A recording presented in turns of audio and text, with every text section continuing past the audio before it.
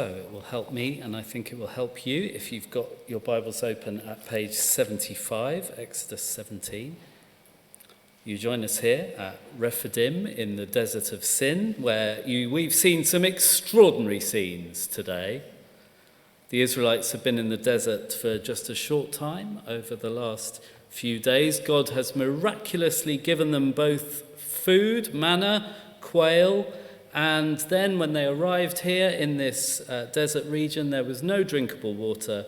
Moses struck a rock and out the water gushed. And then yesterday, quite extraordinary, without any warning, the army of the Amalekites charged over the horizon. As they head towards the promised land, it seems clear that the Israelites will face all kinds of enemies among the local peoples. Well, the Amalekites are going to say, they got there first. Now, after such a shocking sneak attack, many observers expected the Israelites to fight for their lives immediately. But remarkably, Moses gave the order for Joshua and his men to hold back from fighting overnight, but to do it this time tomorrow. And Moses gave an order which many of us found curious who were watching. The fight back would start the next day. Now, many leaders would have found somewhere to watch the battle. But this morning, Moses didn't just go to observe, he went to take part. He took his brother Aaron and his associate Hur, yes, that's right, Hur, and went up the nearby hill.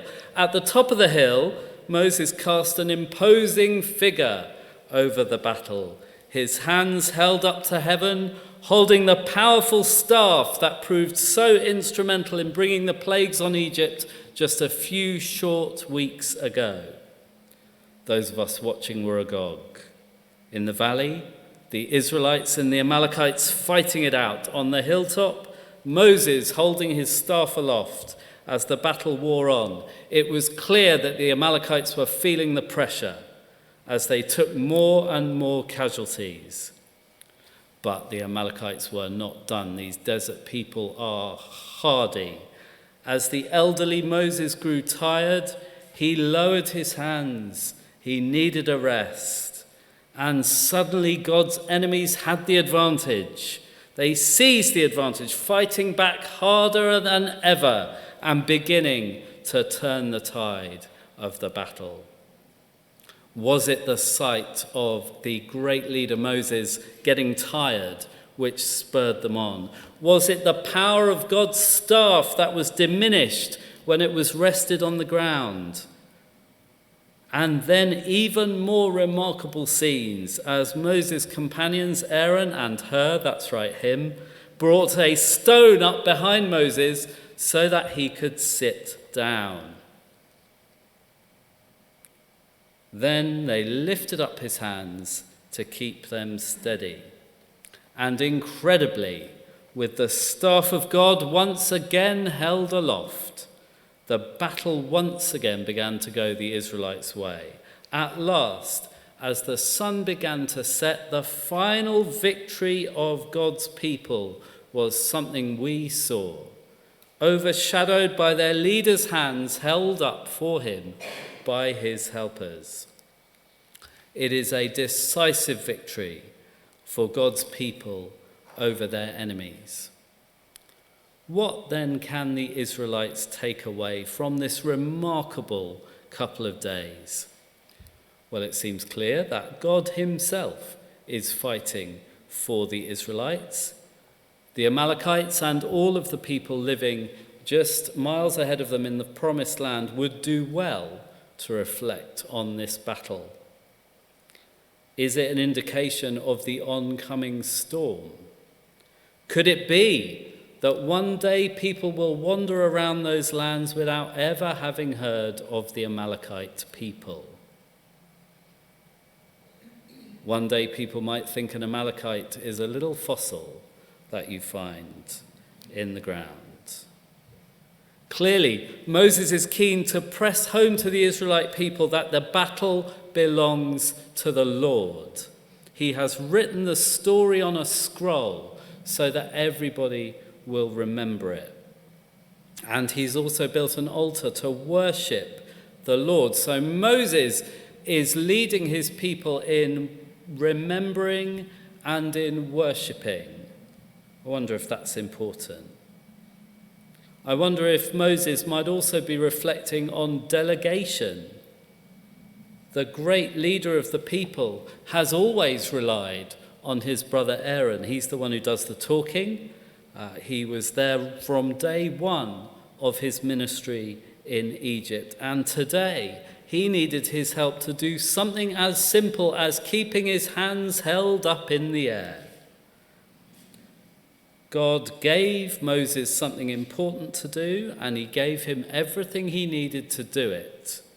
And in this case, two helpers, his special staff, his trusty Lieutenant Joshua, and a willing army formed from scratch.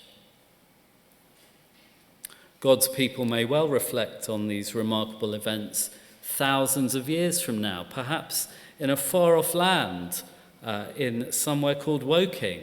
They might be reflecting on it. Believers are bound to face struggles of all kinds. Many, perhaps not in this place, but many around the world will face violence because of their faith. Others will face more subtle battles. Just when God is doing something really big in somebody's life, something will happen to distract or discourage them. An illness, perhaps, a family drama, a setback, can be all sorts of things. But you can be sure you'll have experienced it if God is doing something important in your life. Those people, God's people, may need reminding of the reality of spiritual warfare. Not the real warfare of the soldiers with swords who come galloping over the hill to kill you. The day-to-day battle which is raging around God's people's lives and everyone around them. You may need reminding that the battle is the Lord's.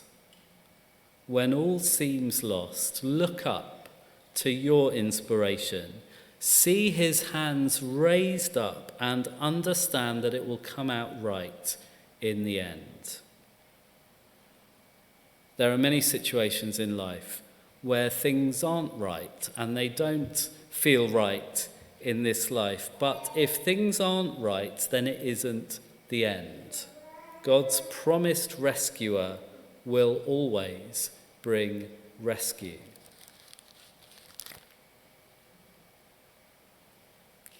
For believers in our day today, stepping away from our eyewitness account, they won't have eyewitnesses of those days. The altar that Moses built is long gone. Perhaps God's people should be and need to be our own memorial, a reminder to each other of what God has done for them. You know, people say often, I hear it often, I can be a Christian and just worship God by myself. And that's true on one level, isn't it? Your relationship with Jesus is your relationship with Jesus.